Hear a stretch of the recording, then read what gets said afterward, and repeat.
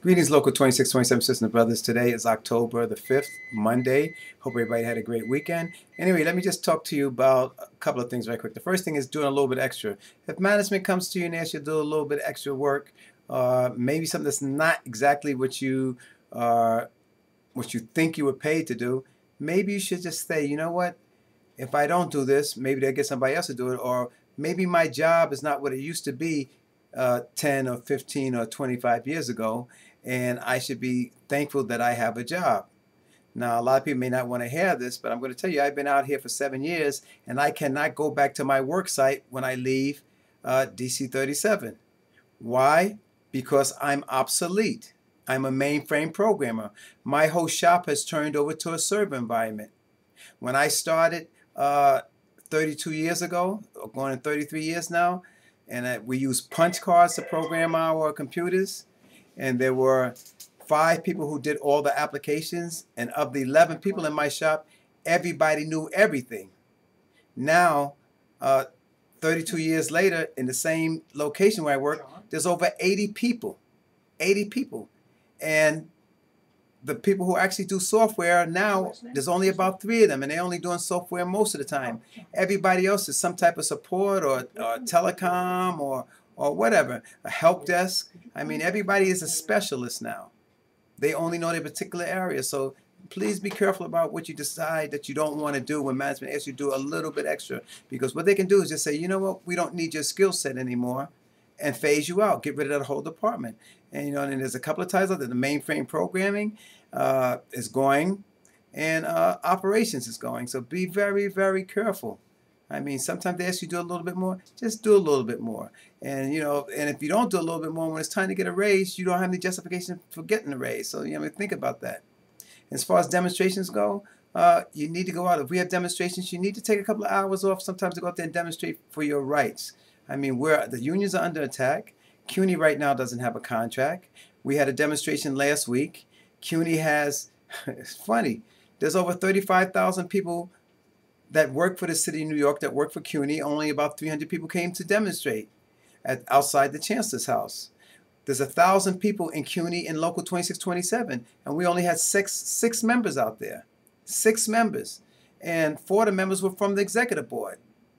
I mean, this is not what we want management to see. I mean, even when we had the Labor Day parade, we had about 50 people out of 5,200 people. I mean, 1%. We're not taking it serious, so they're not taking us serious. You're going to have to get involved, and you're going to have to show people out there that we have solidarity amongst ourselves, because they don't respect us. They look at us as a joke. And this whole union thing is about solidarity. It's power. And power comes in numbers. And the way we show that they have the numbers, we go out there and we support each other. We show solidarity. So when we have demonstrations, I mean, you can use a couple of hours of your annual leave. I mean, it's funny. People don't want to come out for the CUNY demonstration. They don't have a contract. They won't use a couple of hours of their annual leave, but they're not getting any extra money. So it's not that important to them. Don't you think that the management sees that? So keep that in mind. If there's a demonstration, you need to show up. And like I'm saying, you need to show solidarity, whether you're from that agency or not. If they have a demonstration and you're in the area and it's not an inconvenience, come out there and show some solidarity.